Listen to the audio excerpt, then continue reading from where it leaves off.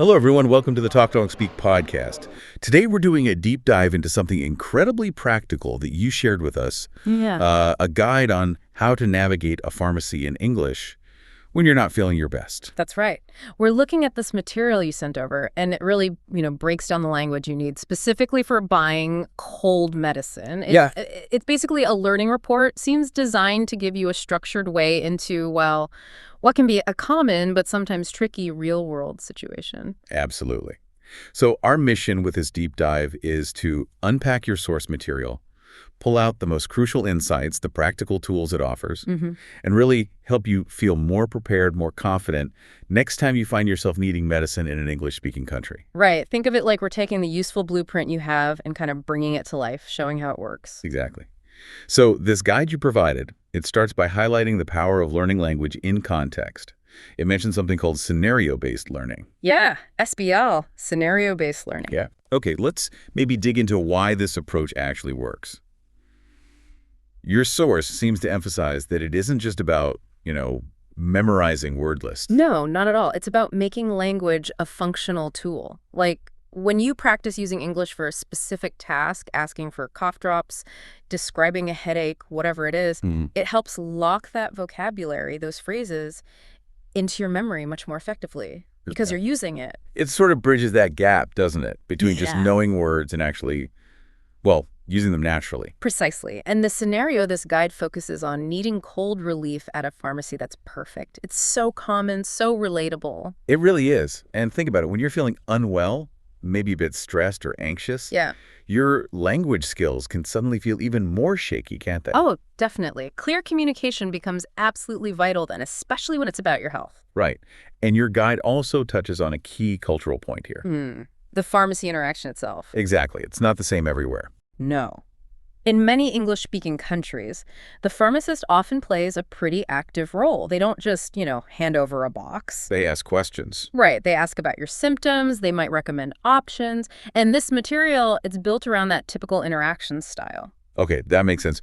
So the learning objectives outlined here are pretty clear then. Yeah, I think so. This guide basically aims to equip you with the core vocabulary, help you describe symptoms accurately, understand the pharmacist's advice, the dosage instructions, Crucial stuff. and ultimately just boost your confidence in that specific setting. It's about giving you back some control when you might feel a bit vulnerable. Well put. And to do that, this guide provides what it calls an essential vocabulary toolkit. There are 12 core words identified as really crucial for this pharmacy scenario. Right, 12 key words. And what's clever, as you mentioned, is how they seem to form a kind of communication chain. They guide you through the whole interaction. Yeah, exactly. A natural flow. So let's maybe look at some of the key ones. And the guide gives precise definitions, right? Should probably stick to those. Yes, let's use the definitions from the source. So you walk in, maybe you've got a symptom. Okay, symptom. What's the definition? Symptom, noun. A physical or mental feature that is regarded as indicating a condition of disease, particularly such a feature that is apparent to the patient. So basically what you feel or notice that tells you you're ill. Exactly. And what are you looking for? You're looking for relief? Ah, relief. Good word. Relief, noun. A feeling of reassurance and relaxation following release from anxiety or distress, the alleviation of pain or distress, that sense of, better. Right. And who do you talk to get that relief? Well, ideally, the pharmacist. The pharmacist. Pharmacist. Now, a person who is professionally qualified to prepare and dispense medicinal jigs. They're the expert there. And it's probably worth recommend something. Hopefully, recommend herb. To suggest that someone or something would be good or suitable for a particular job or purpose, or for a particular person, they point you towards what might help. And for a cold, it's often something you can buy directly, right?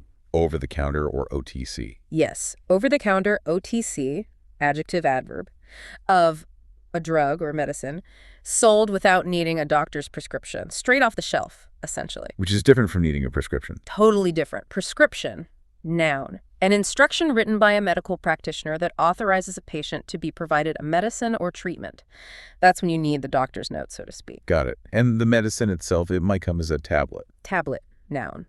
A small, flat, and typically round piece of compressed solid substance, especially a measured amount of a medicine, the pill form. Or maybe as a syrup. Right, syrup, noun. A thick, sweet liquid, especially when used as a coating for food or taken as a medicine, often for coughs, that kind of thing. And probably the most critical piece of information, the dosage. Absolutely crucial. Dosage, noun. The amount and frequency of a medicinal drug that may be taken safely. How much to take, how often, you have to get that right. For sure. And the whole point is hoping the medicine will alleviate your symptoms. Alleviate, verb, to make suffering, deficiency, or a problem less severe. Just to make things feel less bad. But you also need to be aware of side effects, like maybe feeling drowsy. Yeah, that's a common one. Drowsy, adjective, Yeah. sleepy and lethargic, half asleep. Good to know if you need to drive or operate machinery. Okay, so look at that flow. It really maps it out. You start with symptoms. You're seeking relief. You talk to the pharmacist, Right. who might recommend an OTC drug, maybe a tablet or syrup. Which suggests you need a prescription. You need the dosage instructions Hoping it will alleviate things. while watching out for feeling drowsy. Wow. Your guide really connects these dots well with these specific words. It does, and it's worth noting, as your source points out, that several of these words like symptom, pharmacist, recommend, dosage, relief, they're useful way beyond just buying cold medicine. They're really valuable health vocabulary in general. Good point. Now, this guide, it doesn't just stop at the words, does it? It goes a step further, showing how to use them at, what did it call it? A university level. Yeah, that's the term they use. It basically means showing more complex, maybe more formal ways to use the vocabulary. It provides example sentences. And the idea is to move you from just kind of understanding the word to being able to use it accurately, maybe in more sophisticated contexts. right, using maybe more precise language, longer sentences, different grammar. Exactly, pushing your productive skills, not just receptive. Okay, so maybe we can look at a couple of examples from the source just to illustrate, like, instead of just I have symptoms.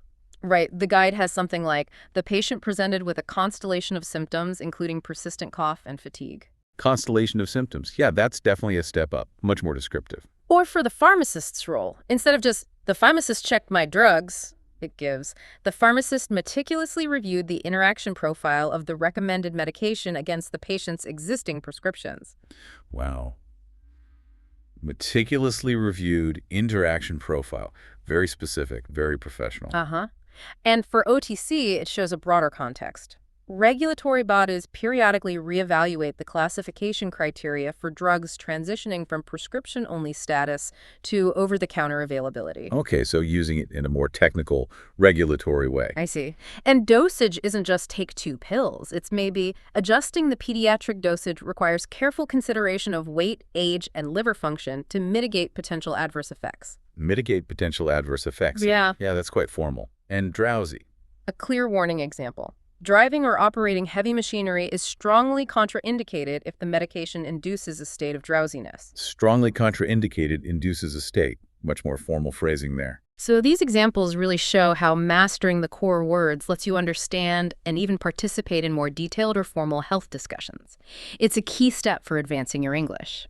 That makes a lot of sense. And what's really fantastic, I think, is that your guide then puts all of this into action. It gives you a sample dialogue. Yes, between a customer, Sarah, and a pharmacist, Mr. Davies, it shows how those core words sound in a real back and forth. It's like a practical blueprint for the whole interaction. Yeah. Sarah comes in, says she's not feeling well. And Mr. Davies immediately asks about her symptoms, uses the keyword right away. And she lists them: sore throat, runny nose, nasal congestion, slight headache. She's being specific, which helps him figure out what she needs. Yeah. And Mr. Davies asks clarifying questions, checks if she's taken anything, confirms she's looking for over-the-counter options, and offers a choice, tablet form or perhaps a syrup. And Sarah goes for tablets and asks what he would recommend, another key word used naturally. Exactly. And Mr. Davies suggests a product, explains it should help alleviate her discomfort, specifically targeting the congestion and pain. And crucially, he brings up the potential side effect that it might make her feel drowsy. Important safety info. Very important. Then he gives her the precise dosage instructions. Right. 2 tablets every 6 hours, not exceed 8 tablets in a 24-hour period.